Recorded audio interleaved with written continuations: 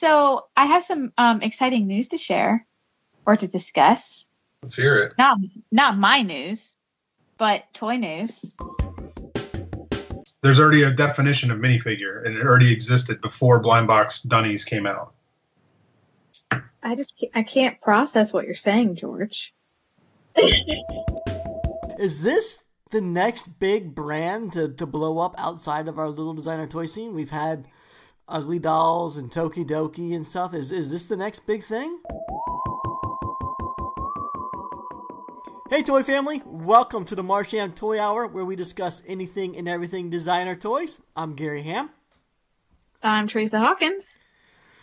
And George is a no-show. What the hell? I know, we got left stranded. We said 6 o'clock. It's 7 o'clock now. We waited an hour. No response to our text or nothing. Yeah, but in George's defense, we were a little bad at planning, so I'll forgive him. No, you're too forgiving. This is unacceptable. Left us hanging. Well, even if George had come, I almost didn't make it because I'm cursed. So we should probably stop the podcast, because it seems like record evenings, it doesn't matter whether we change days or not, something always happens to you a few hours before record. What happened this time? I know. It's like a bad omen. No, so it's Friday. We normally record Thursdays, and I was wrapping up work and other stuff, and I was like, man, it's late. I gotta go grab something to eat. And so I decided to run to Taco Bell. No judgment out there. I was getting ready to leave, getting ready to turn off this main road, turn off a road onto another road, and I got rear-ended. Oh my gosh. Everyone okay? So it's actually not that bad. Like, it hurt me more than my car. I'm glad you're okay, though, but what a trooper. You still made record, unlike that George. He better have a better excuse than a car accident. It's fine. But yeah, so it's just, I don't know, before every podcast it's always something. So now my car has a little boo-boo, but I did get my Taco Bell.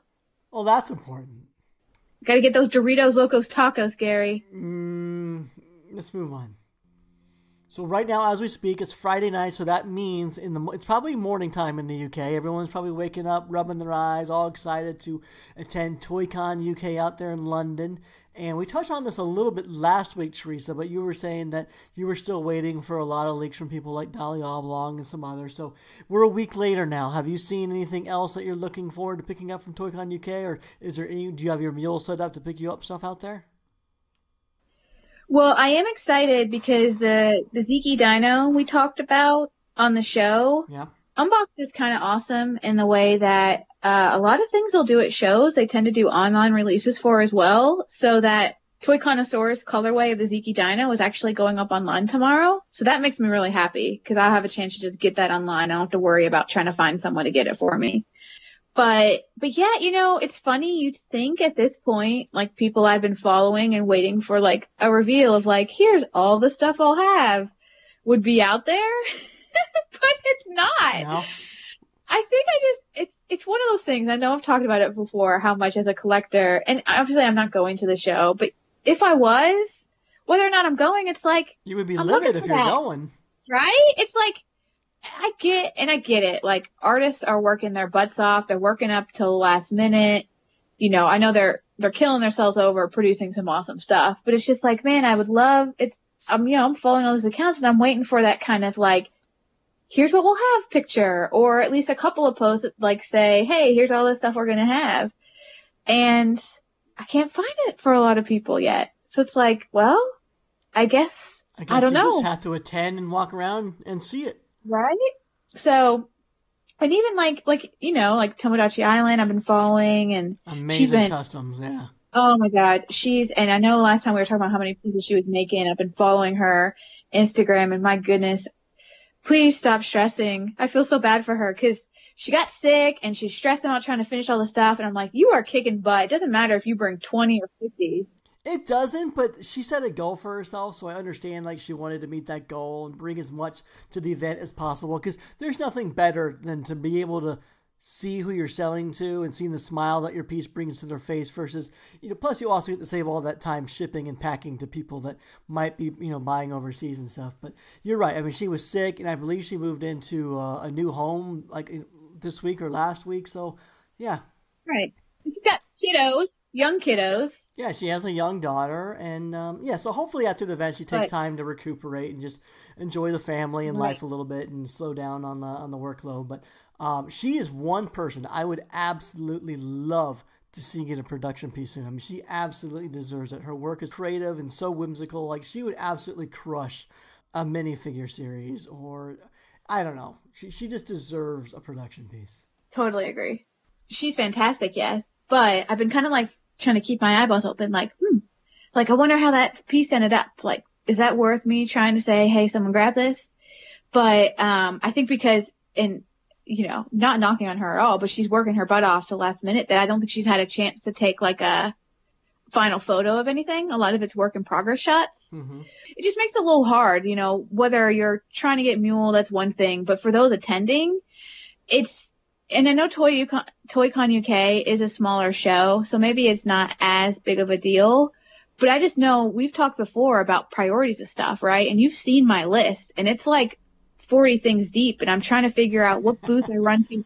Right? Like the first hour of an event usually is like go time, and you got your list, you got your booth written out, and you're trying to just like go buy, like run around, get all your most wanted, spend like $1,000 in an hour or something. Like that's what you do at the beginning, right?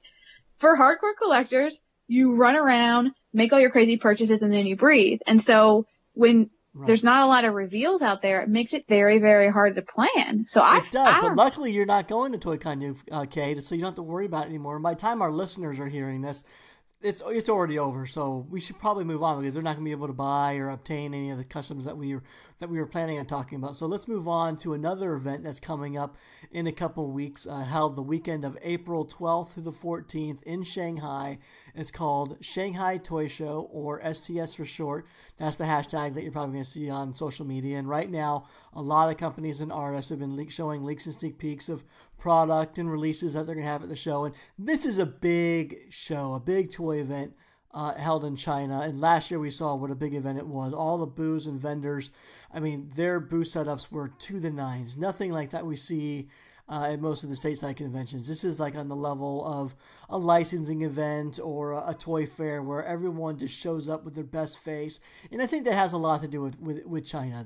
They really like to present well. And like I said, it's all about face and just going big with your presentation. So the booths are going to be big.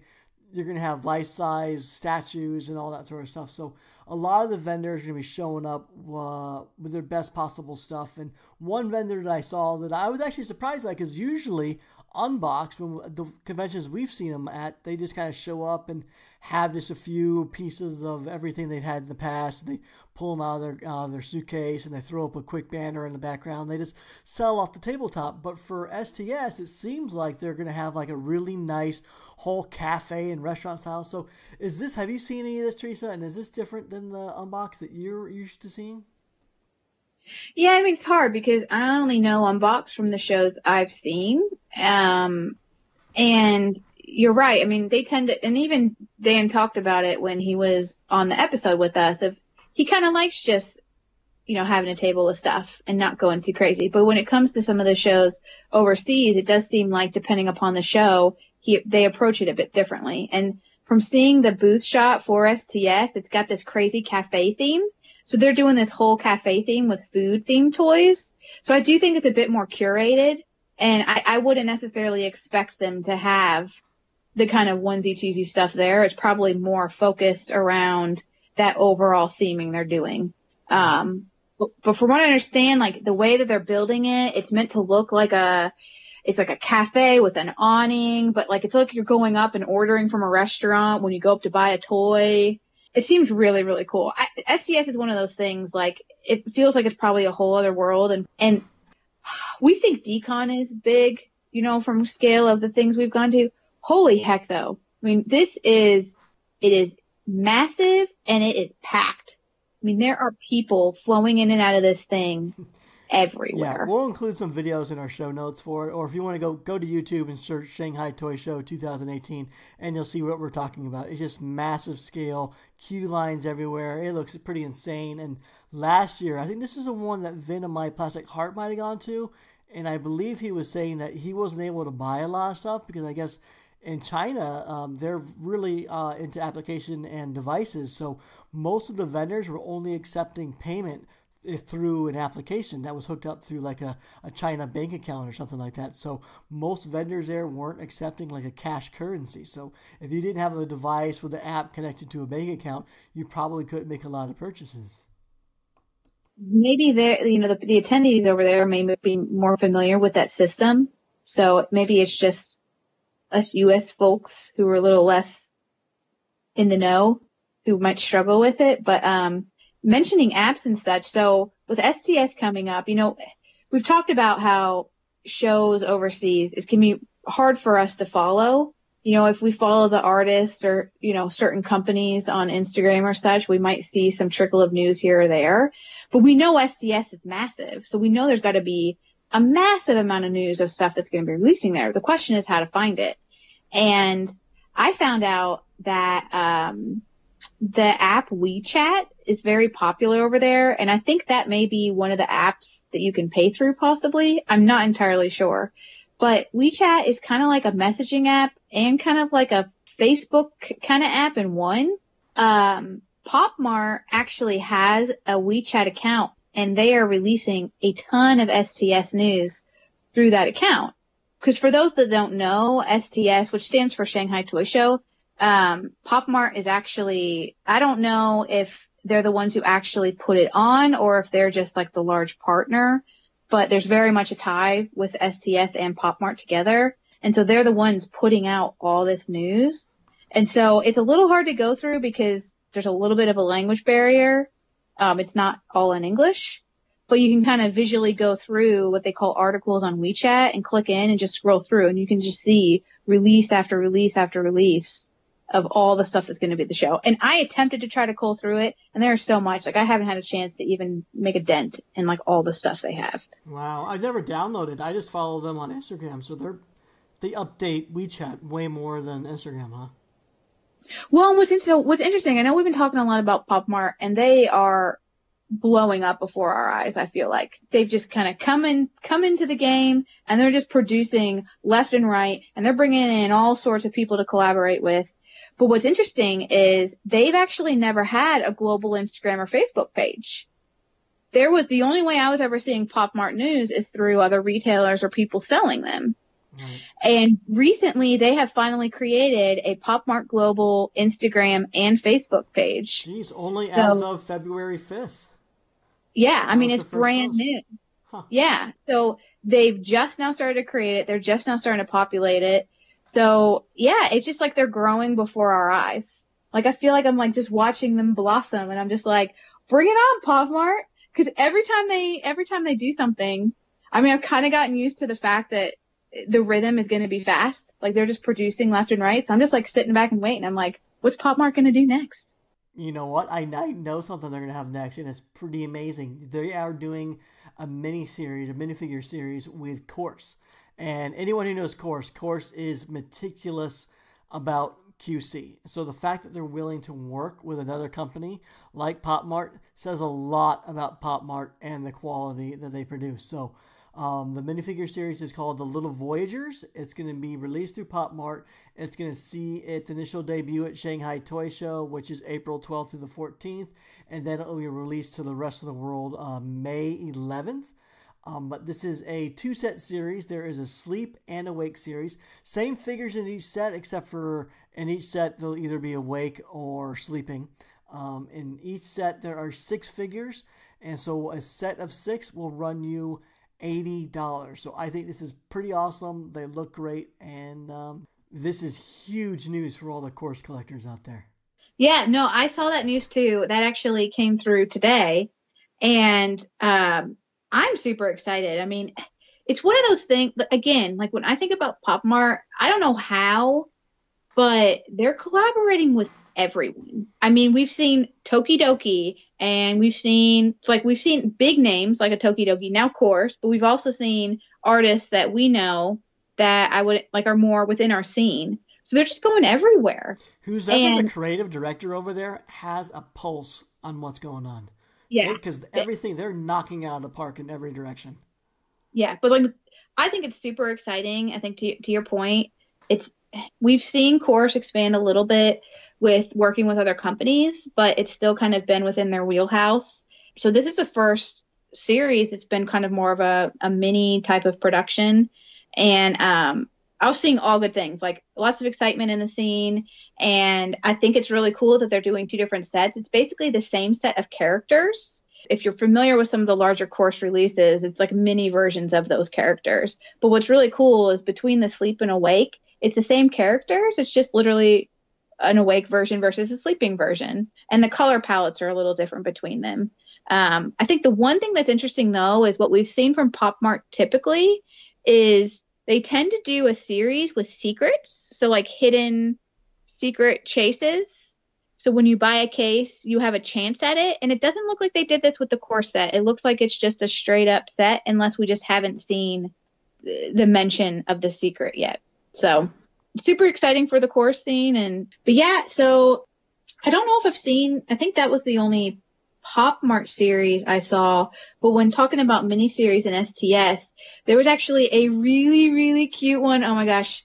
I screamed at my phone when I saw it. I know what you're talking. I know exactly. Can I take a guess? Take a guess. Is it the Shark Tooth one? No. No? I thought you'd be all over that one. It's not a miniseries. But since you mentioned it, no, it's just like it's one figure. It's not like a set. Oh. Okay, real quick. So what Gary's talking about, this Shark Tooth. So Momoko Studio, they actually did the Raise Up Your Hands figures in collaboration with Toys R Us. And they've done other larger shark figures. But they just revealed this super cute miniature shark tooth toy. Super adorable, little white. It's got jagged edges, a cute little jaggedy smile. Adorable, like fit in your hand little shark tooth. I lost it. I want it. That's what Gary's talking about. And no, that's not what I'm talking about, even though that's really cute. Okay, what was the one that you're talking about then? Because I don't think I know. So what I'm talking about is a mini series that's going to be pre-released at STS, similarly to how the Course Pop Mart series is going to be a pre-release at STS. But it's the Crystal Village minis being made by Merry-Go-Round. That's a company we don't talk about much.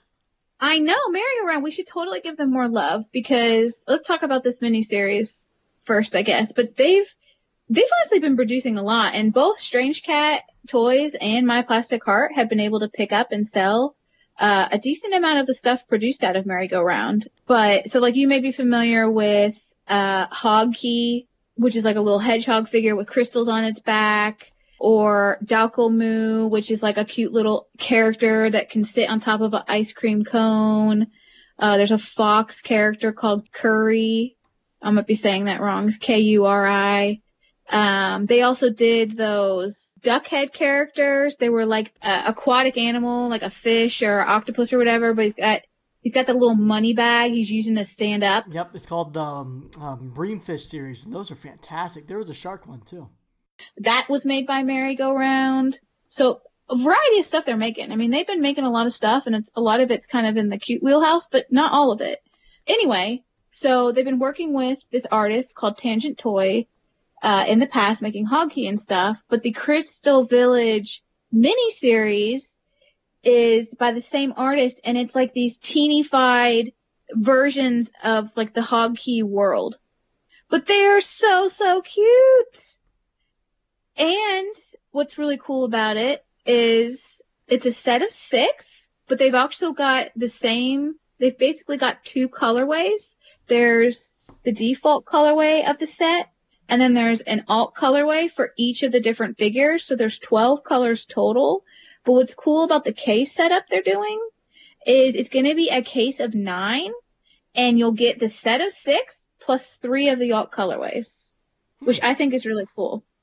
So it's not like one chance at a chase or just a chance at one. Like you'll be guaranteed, based on the way that I've read what they're going to do, is you'll be guaranteed to get the regular set plus 3 chases. So I love that. I love the way that the new format is going for some of these companies and their minifigures. That's such a great way to do it. And this series I'm looking at now is fantastic. Great character designs, nice variety of characters in the animal world.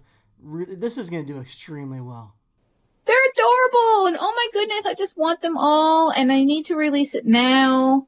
So I gotta be patient and wait. But I believe both our sponsors, My Plastic Heart and Strange Cat Toys, will stock it. They will, and we definitely need to pay more attention to Merry Go Round because they do some really great productions. And if you want to follow them on Instagram, they are Merry Go Round Family. George just texted us. Did you see that? I did. I'm home now. Damn. Sorry. I wonder where he was. Not here. Thanks, George.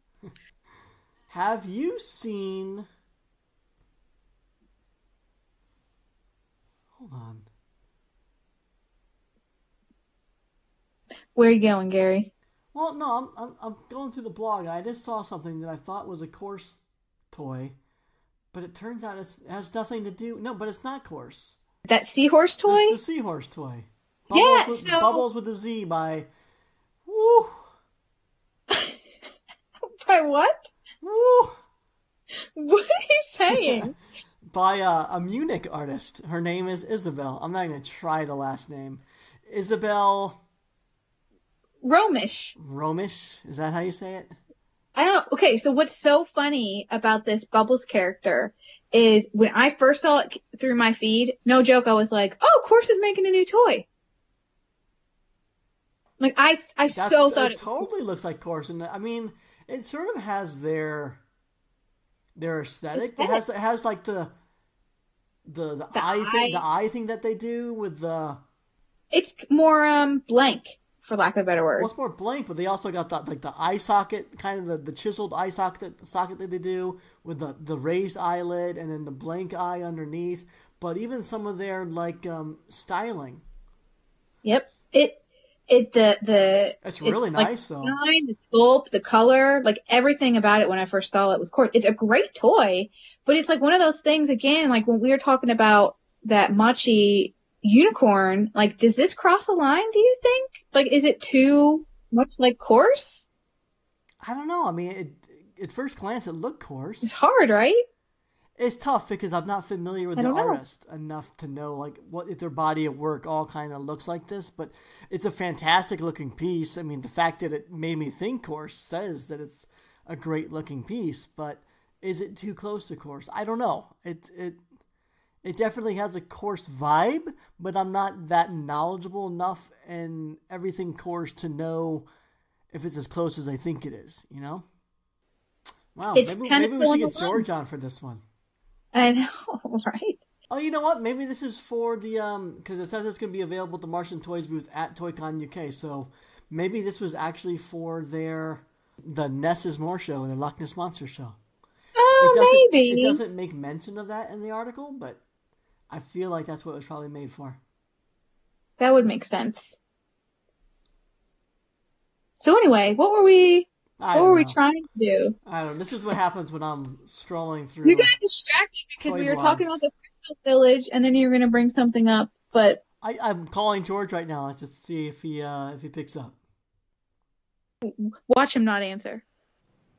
Hey, I heard that. Well, look who it is. Oh, well. Where you been, George? I've been signed in for like a half hour. No, you haven't. Why? Yeah, since I texted you guys. Oh, well, we were recording. Well, yeah, we were kind of, down to business, doing our jobs. So, let's hear it, George. What's the excuse? Why were you late? No, I just completely spaced and forgot. Oh, that's all right. That feels great, George. Ben had called me over we got a sample in from the factory and he needed me to look at it, so I went over there and then all of a sudden it was time and I was like, oh crap. Are we recording right now? We are recording right now. My apologies to you both and the audience for my lack of focus. I thought you had a resolution, George. I'm going to participate more. I'm going to be better. I said more. I didn't say all the time. Hey, George, you know how something always seems to happen to Teresa just an hour before a record? Yeah. Today she got rear-ended just before record. Oh, I wanted him to guess. I never would have guessed that. Are you okay? Yeah. That was a very disheartful yeah. It's just like adding to my list. But no, yeah. it's just frustrating. I was running out to grab dinner and waiting to turn right off onto a road, and someone just decided to smack my car booty. So I am so glad you cleared it up that it was your car booty that got rear-ended. Oh, Jesus Christ. Do you see what I have to deal with, George? This is why I need you on here to save me. Come on! It's not just about toys. We have to entertain as well. The joke had to be made. It did not have to be made. I'm against it. It had to be made. Anyway. Hey, George. Yes. I'm glad you joined because we want your opinion. Okay. So we've been kind of all over the place this episode, but Gary was doing his space out scrolling through Toy Chronicle and came across this toy called Bubbles. And don't say anything about who did it. Just we just want you to look at it and see what you think and yeah, we want your opinion. Let's send him a screen cap instead of a link with descriptions. Can we do that? Yeah. You want me to do it? Yep. Okay, hold on. All right, should be there. All right, I am looking at a unicorn sea dragon. No, I'm looking at a sea dragon. Who do you think made it? I mean, based off just looking at it, I don't have a clue. It doesn't have anybody's specific style that I would think off the top of my head. Okay. Do you? You answered our debate. Well, but George is an anomaly, Gary. I'm not in the cute world, so I wouldn't know. No, it has nothing to do with cute. Okay. We'll just lead him into it. Can I lead him into it, Gary, a little? Be there slowly. Let's play this game. Okay. So, do you know Course Toys, George? Yeah. Does it look like Course? I would never in a million years guess this is Course. It's way too sloppy. But does it have the aesthetics of Course? No. Okay. There, settled. I disagree. There's nothing about this that screams Course. None of the lines are hard. Like none of the lines are hard. None of the lines are defined. It's airbrushed, like with gradients. Like, I mean, maybe they do that, but that's not a signature move. And this doesn't scream Course to me. Man, see, I had the opposite reaction. This came through my feed not a while ago, but it wasn't super recent. And I saw it. And because they've been doing some of the newer characters, I don't know if you've seen like the Pun Shoot Panda or Ruffle and like the Ruffle and Toast or whatever. I definitely so they've been kind of expanding into like different animals and other characters, and the eye style's a little different. It's a cutified Course and just a sort of different direction than some of their more traditional stuff. And so I've been used to seeing animals come through my feed made by Course. And so when that came through my feed, I was like, oh, it's an expansion of that line they're doing. They're adding on. They've done the pigeon, they've done the panda, oh, now they're doing a seahorse. So for me, I got confused. I thought it was straight up Course, and it's not. It's a custom, it's a resin cast made by a different designer that's hand painted. Wait, so what does this have to do with Course?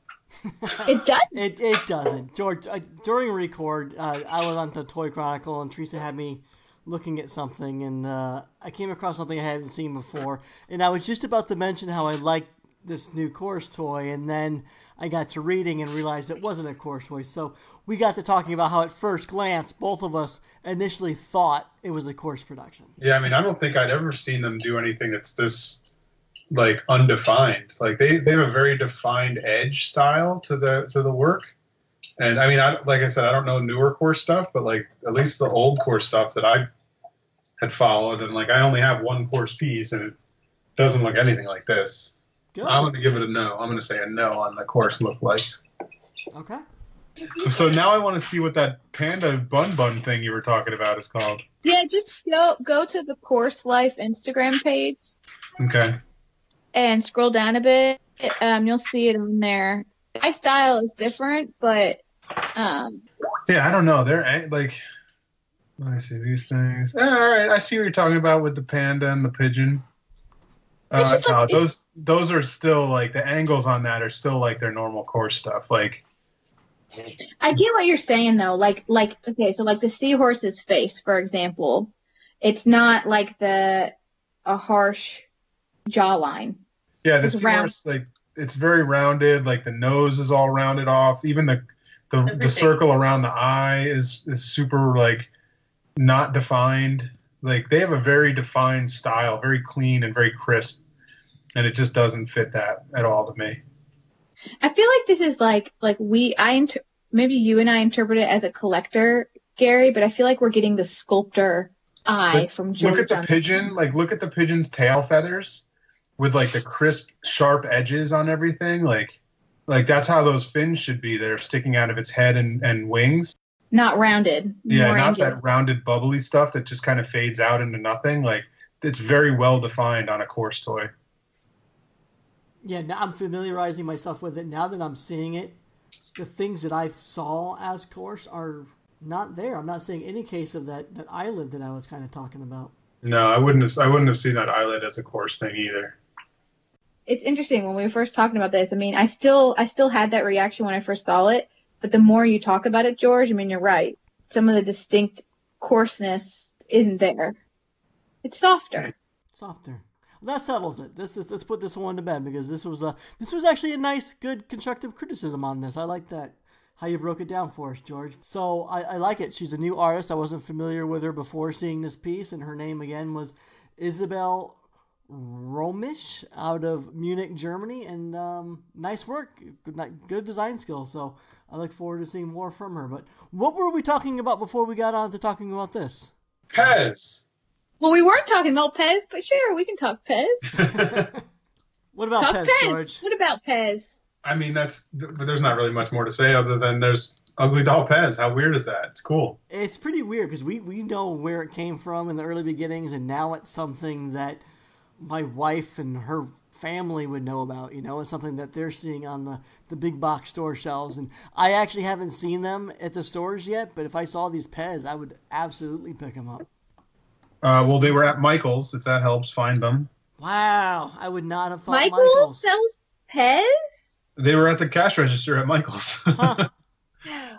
But do you all collect Pez? Is that a thing for you all?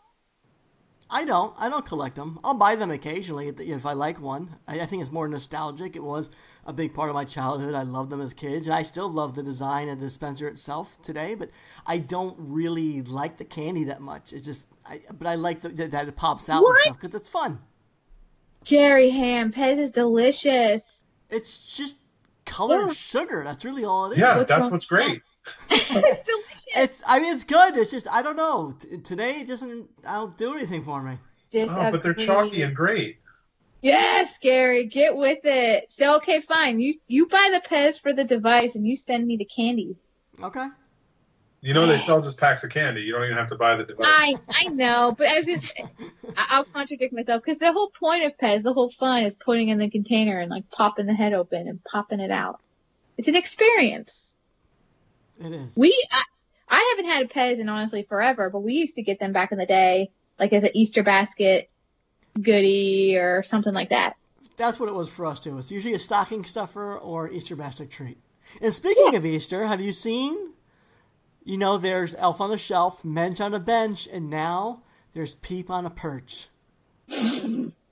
Which is amazing. And as soon as you sent me that picture, I now want that in my life. Why do you want that? I don't want that.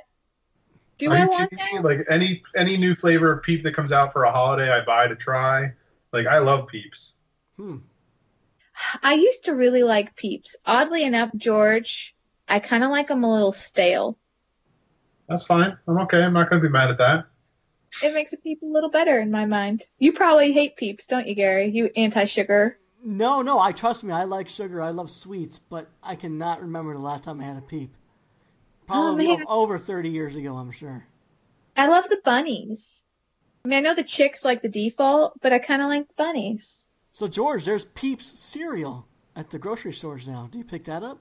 There is, and I have not tried it because I don't think it's gluten-free necessarily. Oh, no. Oh, George, that reminds me. I thought about you and your gluten thing the other day. I saw a tweet from Ryan Reynolds. It's an older tweet, but it went something like, people in LA are deathly afraid of gluten.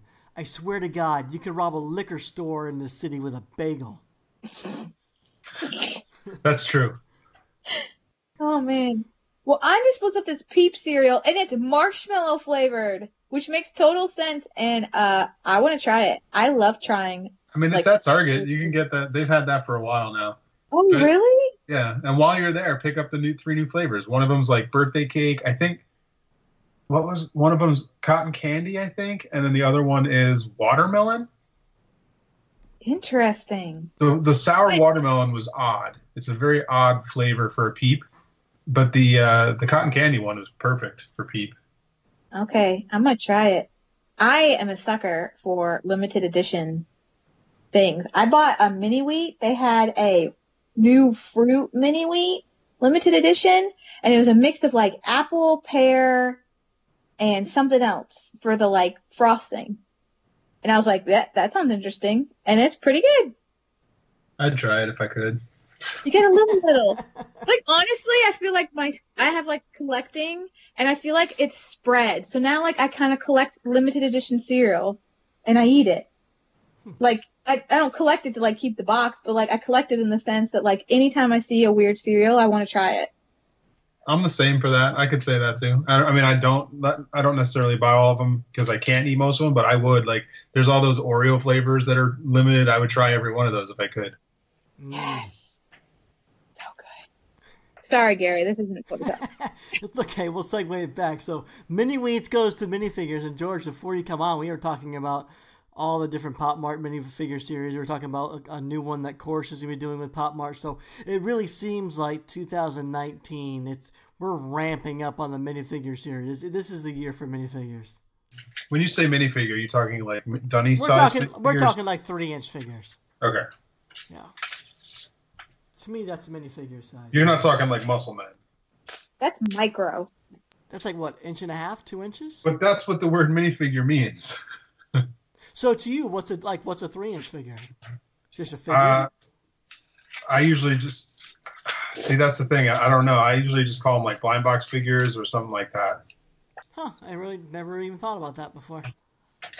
It's one of the reasons I hate that category in the Clutter Awards, because like a minifigure is a specific thing. A minifigure is a small rubber like PVC figure, like Muscle Man and all those kind of like Keshi style figures. Those are minifigures.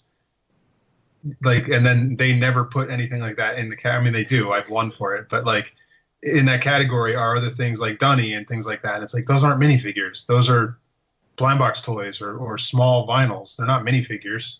There's already a definition of minifigure, and it already existed before blind box Dunnies came out. I can't process what you're saying, George. Like, what do I collect? You collect teeny tiny toys, not minifigures. And you're going smaller even now, Teresa. You both really like the really small stuff. Speaking of smaller, you guys know those Tokidoki sushi cars? Yeah. They're doing those exact same cars, but now smaller. Oh, that's awesome. No, yes, it's not awesome. Why would you want it smaller? They were perfect size before. Because everything is better smaller. No, like smaller's like a zipper pull. Smaller shouldn't be. They should be making it bigger with actual movable wheels. I talked about the tiny thing I bought in Japan, right, on this show. Yeah. About the tiny, like, I found the tiniest tiny thing I could find at Wonderfest, and it was like, it cost me like a nickel, and it was like a tiny little chicken and a tiny little egg, and they were like so microscopic. The best. Yeah. Haven't you heard? You remember, Gary, us talking about Jess and how Jess goes bananas over teeny tiny things, but George has a million teeny tiny things. So we're going to side against you on this because I personally love it. I just sent a link, George, so you can take a look at it in Skype to see the size difference. But I'm not opposed. I do think it would have been cool for them to produce sushi cars with movable wheels. I think that would have been a cool thing to see them create, whether it was small or whatever. Mm-hmm. But I don't mind it. And honestly, you may not be familiar, Gary, but Tokidoki has a pattern of doing this with like their unicornos and stuff. They have this off-spin brand called Neon Star, and it tends to be stuff that's sold in like Claire's and whatnot, like smaller age, but they're smaller versions of the standard unicorno size. I had no idea. Yeah, there are like littler unicornos out there. It's just you don't tend to. Huh? These little guys, like, I don't want the sushi cars. Like, I don't care about them. But these tiny ones, I'm all in. I don't get that at all. I don't get why you want like a teeny tiny thing. It's just clutter to me. I want to just fling it off the desk. I just want to take my finger and go ping. Yeah, but I can fit 1,000 toys on my shelf, and you can only fit 7. Boom. That's right. I want 7 good figures, like spatially spaced out, just like nicely displayed. I don't want like a clutter of just. Yeah, I don't like clutter. No, I want 1,000. See, and we're so different in that way. I'm kind of in that weird towing the line because I care aesthetically about how stuff looks, and I don't like clutter, but I like really small things. So I have to try to balance it. But like, I'm kind of almost wish they made the little size first. Like, I have the current set, and I kind of want to swap in the littles.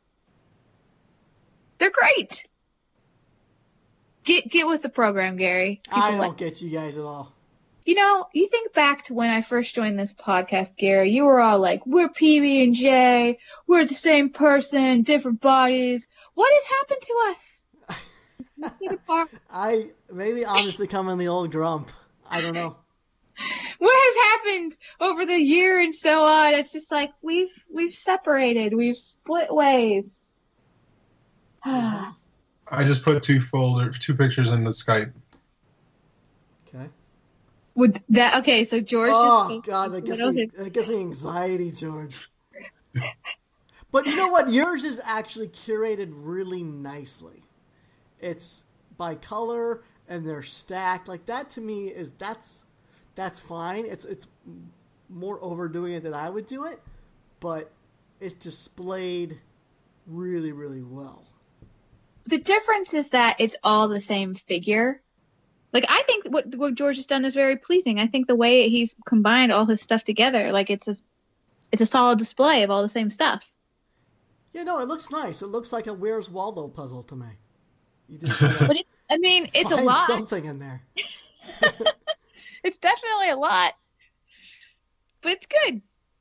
George, you must have hated moving. Oh my God. Oh, it was awful. I do hate moving. I mean, honestly, George, if I had to move, I would just take that tall shelf, I would just kick it over so it lands on its back, wrap it up, and just shove it in the truck. I wouldn't bother like individually packing any of that stuff. That looks like hell. It would be a cluttered mess by the time you got there. I don't care. That's better than taking a minute each to put one of those in a Ziploc bag or whatever you do. Oh no, they don't get Ziploc baggy, dude. They get dumped into a box. Yeah. Oh, you all. Do you just take your hand and shove it into the back of the shelf and then just sweep your hand across the shelf and dump everything into the box? I mean, I grab them by the handful and I toss them in a box. Oh no! Oh, you're giving me anxiety. See, if I ever go to move, it will be terrible because I don't want to scuff my toys. I gotta treat them with care. No, these are toys, though. These aren't like delicate little art toys. These are toys. They're not gonna get scuffed. Okay. Well, still, I'd probably still give them a little extra treatment. All right, let's move on. Hey George, you know how you're always out of the loop on toy news? Always out of the loop. You're always out of the loop. You should try totally checking our toy blogs. Do you know what the toy blogs are? I only know the 2 toy blogs that are sponsors. And that's thetoychronicle.com. And they have an app that you can use. And the other one is what? SpankyStokes.com, right? And you should support those because they support us. And I should actually take that advice, and I should support them too, because I don't know any of the things that are going on anywhere. And if I read those, I would at least know what you guys know. Exactly. And you could support our scene by buying stuff too from our awesome store sponsors. Tell us about them. Such as, well, one you know pretty well, George, because you're there quite often, which is 3D Retro. And I also live a block away. Yeah, you can go visit their awesome brick and mortar store then and pay a visit in person. You know what's awesome about 3D Retro going to their brick and mortar store is they have murals like painted up all over the building, around the building by different artists. So it's really cool to go see. Huh. Oh, cool. Did they change that up? I think there's, what is there? 1, 2, 3, 4. There's 5 different murals now. Nice. And I think there's another one going in soon. So yeah, stop by 3D Retro in their Glendale location, Burbank adjacent, and you can check out the murals outside and then come in for cool toys. Nice. Or if you're in New York, you can visit My Plastic Heart. Or for 3D Retro, like people like me who can't hit up California on the daily, they also have a website, 3dretro.com. But to your point, yes, My Plastic Heart, they're in New York. They have a nice brick and mortar as well. But again, if you're me and smack in the middle of Kentucky, you can go visit them online at myplasticheart.com. What about Strange Cat? Do they have a brick and mortar? They do not. They have the moving bus that goes around, but if you want to check them out, it's best to just go visit them online, strangeCatToys.com. So, and we can save our listeners some money though, can't we, with some promo codes? For sure. So, at all of them, or just at Strange Cat? And My Plastic Heart. Are they both the same promo code? Nope. All right. First one's first. Strange Cat. Yeah, Strange Cat, they have promo code Marsham, and you can get 10% off your order by being a listener, which is pretty awesome. And then My Plastic Heart, their promo code is called Toy Fan, and you can get free shipping off of a purchase of $75 or more. Booyah. And maybe 3D Retro should get with the program and give us a promo code too. Yeah, seriously, Ben. What's up? Come on, Ben. But yeah. So do it. Do it. Go buy them some toys. Go buy me some toys. Go buy George some toys. Use promo code OBEN and see what happens. Can I just say what a natural sounding commercial that was? That just flowed perfectly. Let's get back to talking toys. Okay. So I have some exciting news to share or to discuss. Let's hear it. Not my news, but toy news. Okay. So, and you all will maybe be mad, but I'm not just bringing them up to bring them up. So maybe this'll make up for me bringing up their Patreon. Oh my God! If you say, you said Patreon, it is. It's Chris and Amanda. It's Chris and Amanda. They might as well sponsor the damn show. How often you talk about that? Sorry, but this is actually really, really exciting news for them. Okay. So a press release just came out. They actually have been partnering with someone to look into licensing deals for Thimblestump Hollow. And they've officially made a deal. And I hope I speak to this correctly, but their licensing company they partnered with has signed a deal with Good Smile Company to do a strategic licensing of their Thimblestump Hollow brand.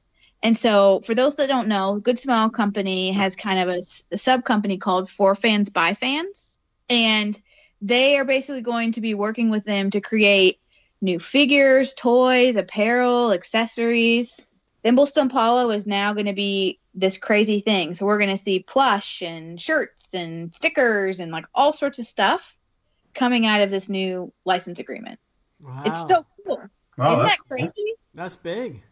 I mean, it's big. For Fans by Fans. That was what was that called before? We Love Fine. We Love Fine, yeah. I mean, this is. Oh, wait a minute. Like, We Love Fine is this company? That's cool. Yeah, I mean, this is big, beyond our scene big. Why did they change the name from We Love Fine to For Fans by Fans? That's terrible.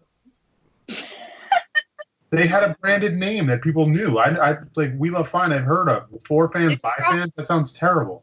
It's probably because Good Smile Company bought them out or whatever and changed the name. I don't know. I prefer even the name Good Smile over For Fans by Fans.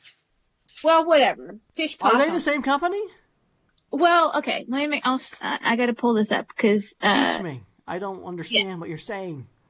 Okay, let me give you the little definitionings. Okay. The definitioning. Oh gosh. Good Smile Company is the parent company for For Fans by Fans. Okay. And Surge Licensing is the representative that Chris and Amanda partnered with. So Surge Licensing appointed Good Smile Company as a strategic licensing partner for Thimblestump Hollow, but the parent company, Good Smile, is using their For Fans by Fans to create and produce all this stuff. So there's not like anything specific, but like they say, we should be expecting new vinyls, plush, squishies, apparel, and like to me, a good reference point. Do you all remember at DCon there was that Pugly booth? Yep. So it was kind of in the back corners, like this pug themed booth with dogs. But I kind of think that is actually a For Fans by Fans thing as well. And I mean, we don't know for sure, but I feel like that might be a good, like a way to think about it. Like when I look at the Pugly booth and the kind of things they're doing for that brand and all the stuff they're producing for it, I kind of feel like we're going to see the same thing for Thimblestump Hollow now. Like I feel like it's just opening the floodgates and we're going to see like Thimblestump Hollow everywhere. It's going to be crazy. That's awesome. Wow. Yeah, that's awesome. It's going to be really exciting. Yeah, it says they're going to be launching at over 20 conventions. Yep. Wow. And they're calling it like a Thimblestump Hollow experience. So they're planning to have like, I don't know if they'll have like big statues or like blow up things or like photo ops. It's awesome.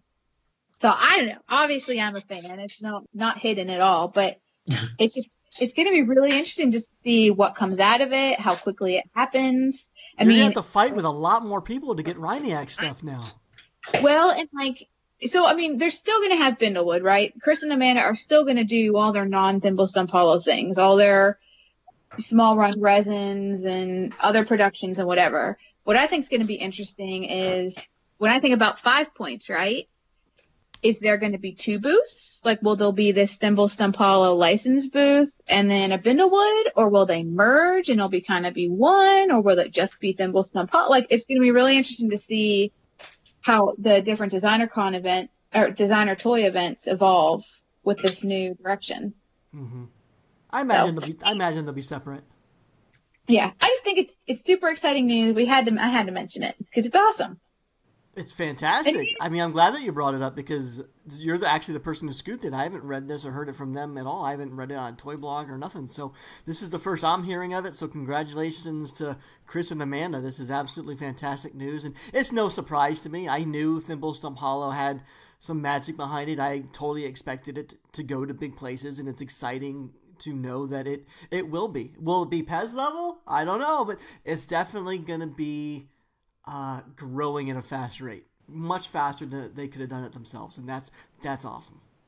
I know, and it's just exciting. I mean, there's so many, like, there's only so much you can do, right, with the time and capacity and money and all that. So, like, we always talk to them, and I hear stuff like, yeah, it'd be awesome if we could do that. It's just like we can only do so much. So this is just going to be a springboard for production of crazy. And that the thing that's really cool was in the press release. Along with all the other like additional things, it does say new waves of blind box toys. And that has me super excited. So, I mean, that's got to mean more Thimblestump Hollow series, right? And maybe like mini ones, like teeny weeny, or they go big, or I don't know. Your head is absolutely exploding with the possibilities, huh, Teresa? This is just crazy for you. No, this is absolutely fantastic news. And is this the next big brand to blow up outside of our little designer toy scene? We've had Ugly Dolls and Tokidoki and stuff. Is this the next big thing? I mean, yeah, I mean, it feels like they're headed in the direction of a Tokidoki, right? Let's hope so. I think it has the potential, yeah. So, is this where I go, take it away, Gary, and we end? Let's go out with a good smile. Let's end the show. Why don't you guys take a brief moment and mention where people can follow you? Teresa, go first. Sure. If you all want to find me, check me out on Instagram, tmhawk24. George. You can find me on Instagram at Double G Toys, where you can find a link to my store entry to buy my minifigures, not small vinyls, minifigures. Micro. And I'm Gary Ham. You can find me at Gary Ham on Instagram or superham.com. This has been the Marsham Toy Hour. We try to do this every week, not because we have to, but because we want to. Sometimes. So until our next transmission, we're signing off. Bye.